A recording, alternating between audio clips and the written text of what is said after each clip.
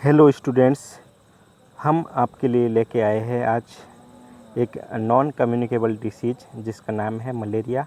और हम इसमें डिस्कस करेंगे मलेरिया के लक्षण, उपचार और बचाव के उपाय और इसकी स्टेज और इसका ट्रीटमेंट हम कैसे करते हैं। तो आइए हमारे साथ जुड़िए और वीडियो को शुरू से लेके अंत तक देखिएगा। ओके गाइज, तो चलते हम। इससे पहले मैं आप सभी से कहना चाहूँगा कि अगर मेरा वीडियो आपको अच्छा लगे तो इसको लाइक और चैनल को सब्सक्राइब ज़रूर करें। DS nursing classes. ये जो मैंने आपको कुछ जो स्क्रीन पर आपको दिख रहा है, ये कुछ इसका बेसिक इन्फॉर्मेशन है मलेरिया के बारे में, जो आप स्क्रीन से पढ़ लीजिएगा। ठीक है, इसको पॉज करके वीडियो को। ओके गाइज, ये इसका जो आपको स्क्रीन पे दिख रहा है, ये है इसका ट्रांसमिशन, मलेरिया का ट्रांसमिशन साइकिल। ठीक है, और इस ट्रांसमिशन साइकिल से हम निकालेंगे इसका स्टेज, यानी कि मलेरिया के अंदर कितनी स्टेज होती है। ठीक है, तो वो जो स्टेज निकल के आएगी मलेरिया की, वो इसी ट्रांसमिशन साइकिल से निकल के आएगी। ठीक है, तो ये मलेरिया की आपको जो स्क्रीन पर दिखाई दे रही है, ये क्या है, मलेरिया की डेफिनेशन है। ठीक है, जिसमें क्या बताया गया है कि a disease caused by a Plasmodium parasite transmitted by the bite of infected mosquito. The severity of malaria varies based on the species of Plasmodium. ये डेफिनेशन बोल रही है कि मलेरिया एक बीमारी है जो प्लाज्मोडियम के द्वारा होती है। ठीक है, और ये जो ट्रांसफ़र होती है, जो मॉस्किटो यानी जो मच्छर किससे इन्फेक्टेड है, प्लाज्मोडियम से, अगर वो बाइट कर लेगा किसी ह्यूमन बींग को, इंसान को, तो उसको क्या हो जाएगा, मलेरिया हो जाएगा। लेकिन उसकी जो सीविरिटी है, यानी कि रोग, जो बीमारी की गंभीरता है, वो मलेरिया जो प्लाज्मोडियम है उसकी सीविरिटी, उसकी वेराइटी पे ये डिपेंड करेगी, निर्भर करेगी। ओके गाइज, अब चलते हैं हम आगे। तो ये आपको जैसे दिख रहा होगा, ये मलेरिया, तो इसका जो वेक्टर है वो क्या है, फीमेल एनोफिलीज है। ठीक है, और इसका जो कॉजिटिव एजेंट है वो है प्लाज्मोडियम पैरासाइट। क्या है, प्लाज्मोडियम पैरासाइट। ठीक है, जो प्रोटोजोआ वर्ग का है, जिसका टाइप्स, हाँ, यहाँ पे आपको जो स्क्रीन पे दिख रहे होंगे, ये कितने टाइप्स का रहता है, मोस्टली 5 टाइप का रहता है। Plasmodium falciparum, Plasmodium malariae, Plasmodium ovale, Plasmodium vivax और प्लाज्मोडियम नॉलेसी। जो इनमें सबसे ज़्यादा जो सीवियर रहता है वो रहता है प्लाज्मोडियम फाल्सीफेरम। ठीक है, और जो मोस्ट कॉमन होता है वो रहता है बाइबेक्स। तो सबसे ज़्यादा इंडिया में जो मलेरिया होता है, प्लाज्मोडियम जो टाइप है वो कौन सा है, प्लाज्मोडियम बाइबेक्स। ठीक है, अब हम इसके बात करेंगे कुछ इंक्यूबेशन पीरियड की। तो इसका जो इंक्यूबेशन पीरियड होता है वो रहता है मोस्टली 60 डेज, और इसका 60 डेज से लेके 7 दिन से लेके ये 30 दिन तक का भी इसका इंक्यूबेशन पीरियड हो सकता है। ठीक है, 2018 में WHO के आंकड़ों के अनुसार, ठीक है, 1.97 डेथ रेट थी किसकी, मलेरिया की। और 2018 में WHO के आंकड़ों के अनुसार हमारे देश के अंदर 67,37,000 मलेरिया से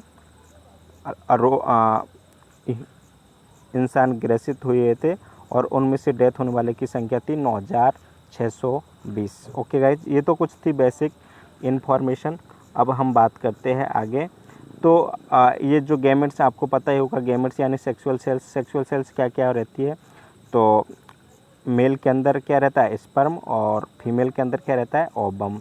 ठीक है, स्पर्म मेल के अंदर, ओवम फीमेल के अंदर। गोनेड्स यानी कि those reproduction organ in which gametes are formed, यानी कि वो रिप्रोडक्टिव ऑर्गन जो किसका निर्माण करते हैं, गैमेट्स का निर्माण करते हैं, उनका मन क्या बोलते हैं, गोनेड्स बोलते हैं। तो ये जो गैमेट्स का निर्माण कौन कौन करता है, टेस्टिस और ओवरी। तो टेस्टिस किसका निर्माण करता है, स्पर्म का, और ओवरी किसका निर्माण करती है, ओवम का, फीमेल के अंदर। ओके गाइज, अब हम चलते हैं आगे। तो ये है स्पोरोजोइट्स। ठीक है, तो ये स्पोरोजोइट्स और मेरोजोइट्स की कुछ डेफिनेशन है। तो एक तरीक़ा से हम स्पोरोजोइट्स है, ठीक है, वो प्लाज्मोडियम का एक क्या है, प्रोडक्ट है। ठीक है, और यही प्रोडक्ट आगे चल के एसेक्सुअल रिप्रोडक्शन के दौरान किसका निर्माण करता है, मेरोजोइट्स का निर्माण करता है। ठीक है, तो अब हम जो मलेरिया की जो मेन जड़ है, जो मेन टॉपिक है, वो हम शुरू करते हैं यहाँ से। ठीक है, मलेरिया को समझने के लिए आपको इस प्रोसेस को समझना बहुत ज़्यादा ज़रूरी है। ठीक है, तो इसमें आपको ये मान लीजिएगा ये क्या है, फीमेल एनोफिलीज। ये क्या है, फीमेल एनोफिलीज मच्छर है। ठीक है, मच्छर है। और ये क्या है, ह्यूमन बीइंग की ब्लड वेसल्स है। और ये क्या है, ह्यूमन बीइंग का लीवर। अब जो इसका साइकिल चलता है मलेरिया का, प्लाज्मोडियम का, ठीक है, मल्टीप्लाई होने का, वो इसी के अंदर चलता है, फीमेल एनोफिलीज, ब्लड वेसल्स और लीवर। ब्लड वेसल्स किसकी है, ये ह्यूमन की ब्लड वेसल्स है, इंसान की ब्लड वेसल्स है। तो इसमें आप एक बात समझ लीजिए, जो फीमेल एनोफिलीज रहता है, इसका जो सलाइवा रहता है, लार, ठीक है, लार्वा रहता है, उसके साथ चिपका हुआ रहता है क्या, प्लाज्मोडियम। और प्लाज्मोडियम का एक प्रोडक्ट जिसको हम बोलते हैं स्पेरोजोइड्स, ये स्पेरोजोइड्स ही है जो कॉज करते हैं हमें मलेरिया। क्या कॉज करते हैं, मलेरिया। आगे की स्लाइड्स में मैं आपको बताऊंगा किस तरीके से।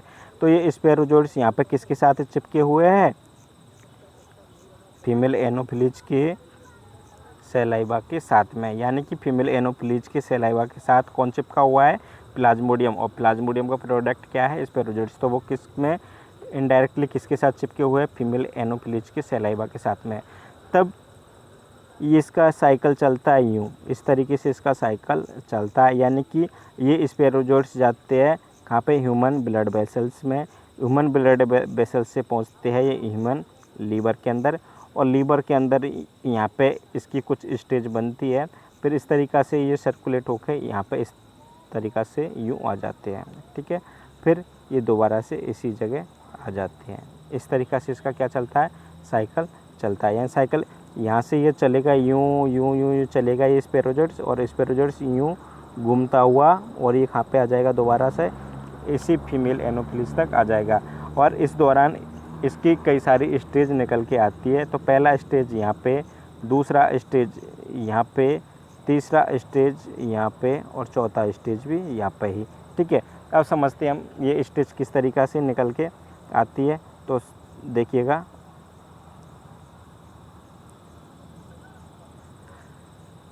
इस स्लाइड्स में आपको दिख रहा होगा कि ये क्या है, फीमेल एनोफिलीज है, और इसका जो सलाइवा के साथ में क्या चिपका हुआ है, स्पेरोजोइड्स। और स्पेरोजोइड्स किसका प्रोडक्ट है, प्लाज्मोडियम का। ये आगे की ओर जा रहा है, यानी कि जब किसी ह्यूमन बीइंग को काट रहा है, जब किसी इंसान को काट रहा है, तो उसकी ब्लड वेसल्स में क्या आ गया, ये स्पेरोजोइड्स आ गया, यानी यहाँ तक आ गया, यहाँ तक ये आ गया। ठीक है, उसके बाद में ये स्पेरोजोइड्स आपको दिखाई दे रहा होगा कि ये स्पेरोजोइड्स यहाँ पर आ गया है, कहाँ पे, ब्लड वेसल्स में, इंसान की ब्लड वेसल्स में ये आ गया। जब इंसान को काटा फीमेल एनोफिलीज ने, मादा एनोफिलीज मच्छर ने, तो उसने स्पेरोजोइड्स को कहाँ पे छोड़ दिया, इंसान की ब्लड वेसल्स में, यानी रक्त स्राव में छोड़ दिया। ये रक्त स्राव में ब्लड सर्कुलेशन के दौरान घूमते हुए ये पहुंच जाता है आगे लीवर तक, जो आपको दिखाई दे रहा है। ये यहाँ से चल के और कहाँ तक आ गया, ये स्पेरोजोइड्स लीवर तक आ गया। लीवर तक जब आके पहुँचता है, तो हमारा जो लीवर है वो किससे बना हुआ है, हिपेटोसाइट सेल से 80% पार्ट बना हुआ रहता है। तो जैसे ये लीवर के अंदर आके पहुँचेगा, तो हिपेटोसाइट सेल्स इस स्पेरोजोइड्स को डिस्ट्रॉय करने की कोशिश करेगी। तो अगर इसको डिस्ट्रॉय कर दिया तो हमें मलेरिया नहीं होगा। अगर हमारी इम्यूनिटी पावर इसको डिस्ट्रॉय नहीं कर पाई, तो ये क्या होगा, यहाँ पे जैसे आके पहुँचेगा तो स्टेज फर्स्ट बना लेगा, यानी प्री इरेथ्रोसाइट स्टेज। ये ख़त्म नहीं हुआ, इसको इम्यूनिटी पावर हमारी इसको डिस्ट्रॉय नहीं कर पाई, तो इसके खिलाफ हमारी जो इम्यूनिटी पावर है वो एक इम्यून लेयर बना लेगी। क्या बना लेगी, इसके खिलाफ एक इम्यून लेयर बना लेगी इस स्पेरोजोइड्स के खिलाफ, और इसको कैद कर लेगी। लेकिन इसको कैद तो कर लिया इम्यून लेयर ने, लेकिन इसके रिप्रोडक्शन को हमारी इम्यून लेयर नहीं रोक पाई। तो ये क्या करेगा, रिप्रोडक्शन करेगा, और रिप्रोडक्शन करके ये स्पेरोजोइड्स निर्माण करेंगे मीरोजोइड्स का। किसका निर्माण करेंगे, मीरोजोइड्स का। तो देखिएगा डियर स्टूडेंट्स, ये जब पहली बार लीवर के अंदर आके पहुंचा, तो ये स्टेज फर्स्ट बनाया, जिसको हमने नाम दिया प्री इरेथ्रोसाइट स्टेज। ठीक है, और ये हेपेटोसाइट सेल से मिलके बना हुआ रहता है लीवर 80%। तो इम्यून लेयर बन तो गई, लेकिन इसके रिप्रोडक्शन को नहीं रोक पाई। तो इसने रिप्रोडक्शन करके किसका निर्माण कर लिया, ये मीरोजोइड्स का निर्माण कर लिया इम्यून लेयर के अंदर ही। अब जब इसकी संख्या 1000 से ज़्यादा होगी इम्यून लेयर के अंदर, तो इसने क्या, ये जो इम्यून लेयर है इसको क्या कर दिया, पूर्णतः ब्रेक डाउन कर दिया। तो इसको जैसे ये इम्यून लेयर ब्रेक डाउन हुई तो ये स्पोरोजोइट सारे के सारे निकल के कहाँ पे आ गए, बाहर आ गए। सारे के सारे जो स्पोरोजोइट्स है वो निकल के कहाँ पे आ जाएंगे, बाहर आ जाएंगे। जैसा कि आपको दिख रहा होगा डायग्राम के अंदर, ये स्पोरोजोइट्स ये बाहर निकल के आ गए हैं। अब ये बाहर निकल के आ गए हैं लीवर के अंदर हेपेटोसाइट सेल्स की इम्यून लेयर को तोड़कर, क्योंकि उन्होंने इम्यून लेयर को क्या कर दिया, रप्चर कर दिया। ओके गाइज, आप समझिएगा। रप्चर करने के बाद ये जो मीरोजोइड्स है ये कहाँ पे आ जाएंगे, ब्लड सर्कुलेशन के थ्रू ब्लड वेसल्स में आ जाएंगे। ठीक है, कहाँ पर जाएंगे, ब्लड वेसल्स में आ जाएंगे। और कुछ मीरोजोइड्स लीवर के ही दूसरे पार्ट में जाके रिलैप्स कंडीशन के अंदर, यानी रिलैप्स यानी निष्क्रिय अवस्था में या सुषुप्त अवस्था में जाके एक साइड कुछ मीरोजोइड्स जाके पड़ जाएंगे और वो अनएक्टिव फॉर्म में रहेंगे, कुछ काम नहीं करेंगे, कुछ रिएक्शन नहीं करेंगे। लेकिन इनका रिएक्शन इस तरीक़ा से होगा जैसे कि हमारे यहाँ मार्च अप्रैल में जब गेहूँ की खेती करती है तो उस दौरान क्या होता है कि बाद में गर्मी पड़ती है, तो गर्मी में बरसात नहीं पड़ती। बरसात नहीं होने की वजह से वो पूरा का पूरा जो बीज है वो जो अब ज़मीन के अंदर पड़ा है वो क्या हो जाता है, सूख जाता है, अनएक्टिव फॉर्म रहता है, घास नहीं उगती। लेकिन जैसे ही जुलाई अगस्त का महीना आता है, बरसात पड़ती है, तो दोबारा से वही जो सूखा हुआ बीज है वो रीजनरेट होने लगता है, जनरेट होने लगता है। छोटे छोटे पौधों का क्या होता है, अंकुरन होता है। तो इस तरीक़ा से जो कुछ मीरोजोइड्स इसी लीवर के अंदर चले गए रिलैप्स कंडीशन के अंदर, निष्क्रिय अवस्था में, अनएक्टिव फॉर्म में, वो आगे चल के मलेरिया कॉज कर सकते हैं। और उस स्टेज को हम बोलते हैं एक्सो एरिथ्रोसाइट स्टेज, जो ठीक है, यानी कि ये जो स्टेज को हम क्या बोलते हैं, एक्सो एरिथ्रोसाइट स्टेज, यानी रिलैप्स कंडीशन में जो चले गए मीरोजोइड्स। ठीक है, तो इनका भी हम ट्रीटमेंट करते हैं। इसको हम सेकेंड स्टेज बोल सकते हैं और इसको हम क्या बोल सकते हैं, फर्स्ट स्टेज। यानी लीवर के अंदर पहली बार जब स्पोरोजोइड्स आगे पहुँचे तो प्री एरिथ्रोसाइट और लीवर के अंदर इन्होंने इम्यून लेयर को रप्चर कर दिया। उसके बाद ये सुषुप्त अवस्था में चलेगी, निष्क्रिय फॉर्म में चलेगी लीवर के किसी पार्ट में जाके थोड़े बहुत, तो उसको हमने क्या बोला, एक्सो एरिथ्रोसाइट स्टेज। अब जो मीरोजोइड्स से ज़्यादा तादाद में वो कहाँ पे आ जाएंगे, ब्लड वेसल्स के अंदर आ जाएंगे। कहाँ पर जाएंगे, ब्लड वेसल्स के अंदर आ जाएंगे। और ब्लड वेसल्स के अंदर आने के बाद ये हमारी जो आरबीसी है, आरबीसी को रप्चर करना स्टार्ट कर देंगे। आरबीसी को क्या करना स्टार्ट कर देंगे, रप्चर करना स्टार्ट कर देंगे। ठीक है, तो पहले तो ये ब्लड वेसल्स में आके भी ये सेक्सुअल रिप्रोडक्शन करते हैं और अपने मीरोजोइड्स की खूब संख्या बढ़ाते हैं। यानी कि ये युद्ध जीतने के लिए, युद्ध लड़ने के लिए, हमारी जो ब्लड सेल्स है उससे युद्ध लड़ने के लिए ये क्या करते हैं, अपनी संख्या में बढ़ोतरी करते हैं, अपनी संख्या बढ़ाते हैं। तो ये खूब वृद्धि कर लेते हैं मीरोजोइड्स अपनी संख्या में। उसके बाद ये हमारी जो ब्लड सेल्स है आरबीसी, उसको क्या करना स्टार्ट कर देते हैं, रप्चर करना स्टार्ट कर देते हैं। जब हमारी आरबीसी क्या हो जाती है, रप्चर होना स्टार्ट हो जाती है, तो हमें निकल के आते हैं मलेरिया के साइन एंड सिम्टम्स। यानी कि जब इन्होंने यहाँ पर आरबीसी को ज़्यादा रप्चर करना स्टार्ट कर दिया, ठीक है, तो हमारे शरीर से मलेरिया के क्या निकल का है, साइन एंड सिम्टम्स। ठीक है, उस स्टेज को हमने नाम दिया एरिथ्रोसाइट स्टेज या स्टेज थर्ड। तो आपको डियर स्टूडेंट्स ये स्पोरोजोइड चला था यहाँ से चलता हुआ ब्लड वेसल्स में, ब्लड वेसल से पहुँच गया कहाँ पे, लीवर में। लीवर में ये आके पहुँचा तो हेपेटोसाइट सेल्स ने इसको क्या कर लिया, कवर कर लिया। इसने हेपेटोसाइट सेल्स की इम्यून लेयर को रप्चर कर दिया। फिर उसके बाद में दोबारा से किस में आ गया, ये ब्लड वेसल्स में आ गया। ब्लड वेसल्स में हमारा क्या फिल हो रहा है, ब्लड। तो ब्लड में से आरबीसी को डिस्ट्रॉयशन करने लगा, ख़त्म करने लगा, जिसकी वजह से हमें क्या निकल के आए, मलेरिया के साइन एंड सिम्टम्स। और जब मलेरिया के साइन एंड सिम्टम्स जब निकल के आते तो उस स्टेज को हम बोलते हैं एरिथ्रोसाइट स्टेज। और ये दोबारा मलेरिया को कॉज कर सकते हैं, कौन सी स्टेज, एक्सो एरिथ्रोसाइट स्टेज। यानी कि जब मार्च अप्रैल के महीने में तो जो बीज पड़ा हुआ खेती में वो निष्क्रिय फॉर्म के अंदर है, अनएक्टिव फॉर्म के अंदर है, लेकिन दोबारा से वो जुलाई अगस्त के महीने में उग सकता है। ऐसे ये कभी भी ये एक्टिव हो सकते हैं, ये वाले भी मीरोजोइड्स। तो इनका भी हम ट्रीटमेंट करना ज़रूरी। तो अभी तक मलेरिया की कितनी स्टेज निकल के आई, टोटल 4 स्टेज निकल के आई। अब जो लास्ट स्टेज है मलेरिया की उसको हम बोलते हैं गेमेटोसाइट। यानी कि यही मीरोजोइड्स ब्लड वेसल्स के अंदर जाके और एसेक्सुअल रिप्रोडक्शन ज़रूर करते हैं, लेकिन ये निर्माण करते हैं किसका, गैमेट्स का। किसका निर्माण करते हैं, गैमेट्स का। तो गैमेट्स का निर्माण करते हैं तो हमारे बॉडी ब्लड के अंदर क्या किसका निर्माण हो जाता है, गैमेट्स का। जो स्टेज रेस्पॉन्सिबल है किसके लिए, मलेरिया के ट्रांसमिशन के लिए। ठीक है, जैसे कि ऐसा आदमी जिसको मलेरिया हुआ तो उसकी बॉडी के अंदर किसका निर्माण हो चुका है, गैमेट्स का निर्माण हो चुका है। ठीक है, सेक्सुअल सेल्स का निर्माण हो चुका है जो मलेरिया को कॉज करेंगे, यानी प्लाज्मोडियम। ठीक है, तो वो आगे चल के मलेरिया को कॉज कर सकती है। तो ऐसे आदमी जिसको मलेरिया है उसका ब्लड यदि किसी दूसरे आदमी को डोनेट कर दिया, चढ़ा दिया, तो उसको भी क्या हो जाएगा, मलेरिया हो जाएगा, या फीटल सर्कुलेशन। ठीक है, यानी कि एक आदमी ऐसा जो क्या है, मलेरिया से क्या है, संक्रमित है, अगर वो सेक्सुअल इंटरकोर्स बनाता है, करता है, ठीक है, तो उस महिला के घर में जो बच्चा पल रहा है उस तक भी मलेरिया पहुंच सकता है। ओके गाइज, ये आपको समझ में आया। तो मलेरिया की टोटल कितना स्टेज होती है, 4 स्टेज होती है। तो आपको मलेरिया की टोटल कितना स्टेज है, 4 स्टेज है। यानी कि यहाँ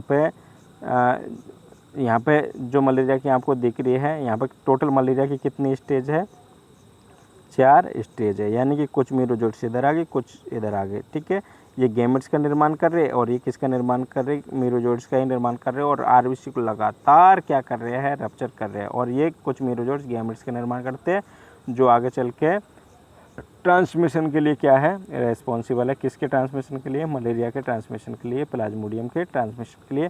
अब हम बात करते हैं जब हमारी आरबीसी रप्चर हो जाएगी तो हमें कौन कौन से सिम्टम्स नज़र आएंगे, कौन कौन से लक्षण नज़र आएंगे।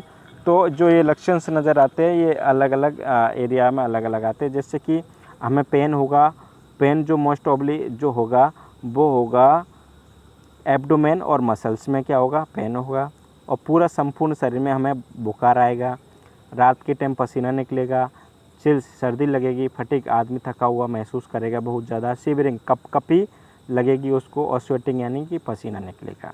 ठीक है, गैस्ट्रो इंटेस्टाइनल, तो हमें डायरिया की सिम्टम्स देखने के लिए मिल सकता है, नोजिया, जी मचलाएगा, और वॉमिटिंग, उल्टियाँ हो सकती है। और कॉमन जो सिम्टम्स मलेरिया के दिखाई देते हैं, साइन एंड सिम्टम्स, वो है फास्ट हार्ट रेट, यानी कि इंसान की हार्ट रेट बढ़ जाएगी, पल्स रेट भी बढ़ जाएगी, हेडेक यानी सर में दर्द होगा, मेंटल कन्फ्यूजन, यानी कि आदमी थोड़ा सा कन्फ्यूज हो जाएगा, मेंटल कन्फ्यूजन, और पैलर यानी कि उसका शरीर क्या पड़ जाएगा, पीला पड़ जाएगा, क्योंकि आरबीसी का लगातार बहुत ज़्यादा डिस्ट्रोएशन होने के वजह से आरबीसी की संख्या क्या होगी, कम होगी, जिसके वजह से एनीमिया होगा, और एनीमिया की वजह से शरीर कैसा नज़र आएगा, पीला नज़र आएगा।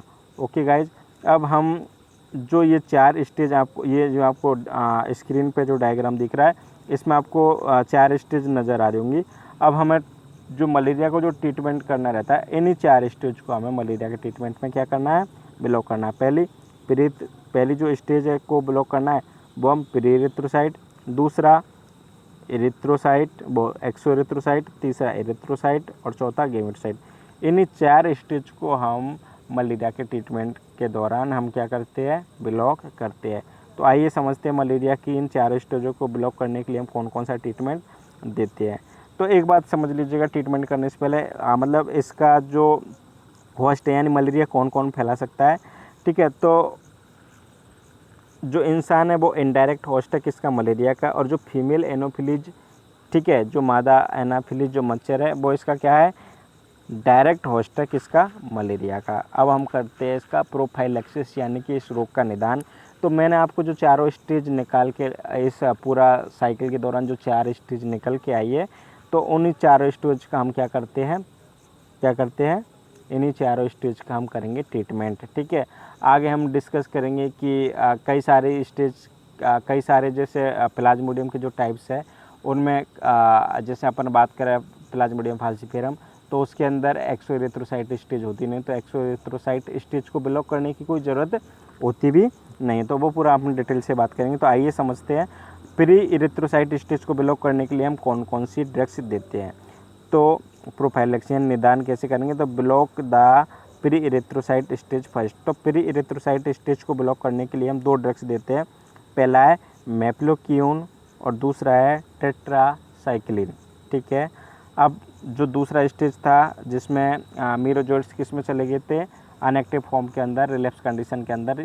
ठीक है, तो उस स्टेज को ब्लॉक करने के लिए इरिथ्रोसाइट स्टेज, यानी जिस स्टेज में मलेरिया के साइन एंड सिम्टम्स क्या आते हैं, निकल के आते हैं, तो उस स्टेज को ब्लॉक करने के लिए हम 3 ड्रग्स का यूज करते हैं, क्लोरोक्यून, क्यूनिन और आर्टीमेसिन, इन 3 ड्रग्स का हम यूज करते हैं किसको, इरिथ्रोसाइट स्टेज को ब्लॉक करने के लिए।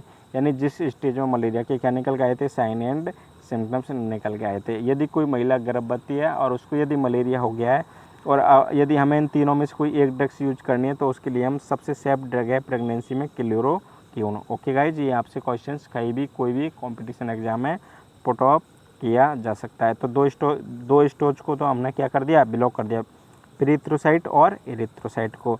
तो प्रीइरिथ्रोसाइट स्टेज को ब्लॉक करने के लिए मैप्लोक्विन और टेट्रासाइक्लिन, और इरिथ्रोसाइट स्टेज को ब्लॉक करने के लिए क्लोरोक्विन, क्यूनिन और आर्टीमेसिन। आर्टीमेसिन जो मार्केट के अंदर आर्टीतर के नाम से आती है, ठीक है, आर्टीमीटर के नाम से आती है इंजेक्शन फॉर्म के अंदर, वही है ये आर्टीमेसिन, कुछ अलग से नहीं है। अब हम समझते हैं गैमेटोसाइट स्टेज, ठीक है। तो गैमेटोसाइट स्टेज को अलग ब्लॉक करने के लिए अलग से ट्रीटमेंट देने की कोई ज़रूरत नहीं है। जो ट्रीटमेंट हम इरिथ्रोसाइट स्टेज को ब्लॉक करने के लिए जो ड्रग्स देते हैं, वही ड्रग्स गैमेटोसाइट स्टेज को भी क्या कर देंगे, ब्लॉक कर देंगे। तो इसका ट्रीटमेंट अलग से करने की ज़रूरत नहीं है।